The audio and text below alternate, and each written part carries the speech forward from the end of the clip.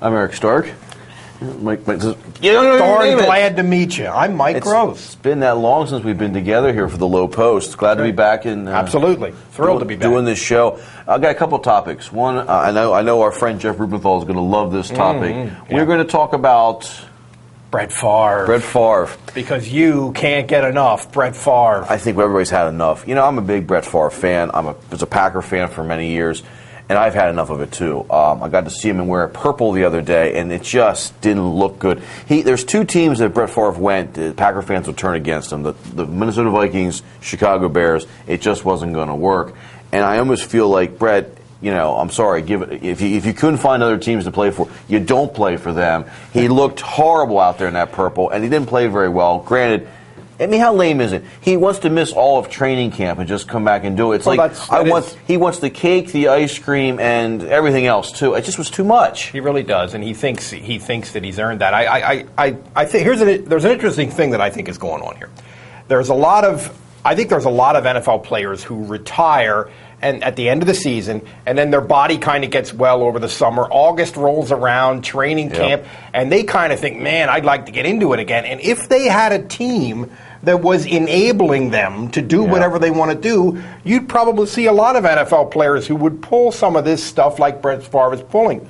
He has a team in the Minnesota Vikings who is totally enabling him, and they're an attractive team to him because they have an atrocious quarterback situation.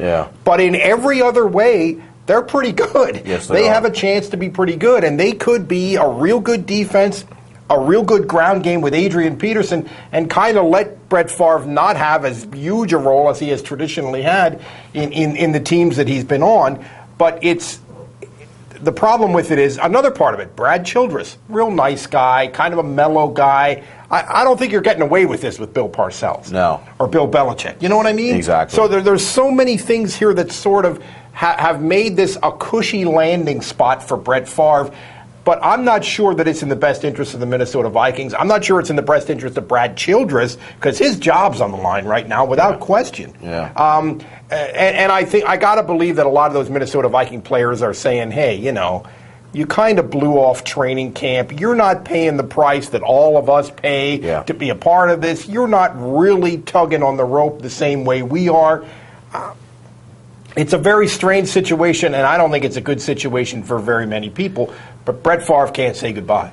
He really can't, but that's because he doesn't have any other career options. The guy plays quarterback, and he hunts and fishes.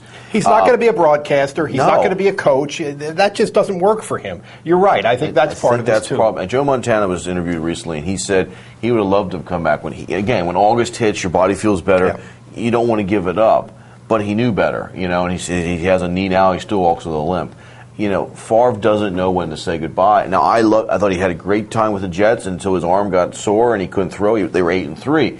But I'm sorry, when you didn't go to the Jets, it's more or less you weren't willing to pay the price your teammates were doing. It sets a bad tone for the future. They went 8-3, and then his body broke down, and he did not get his body surgically repaired. So why is it not going to break down again?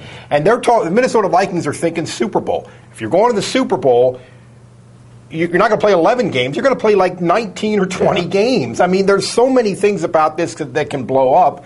And on one level, I can understand people saying, well, what's it to you? If he wants to play, let him play. But on the other hand, I think there's some negatives about this in terms of the big picture of the team situation and what really is the ultimate team game.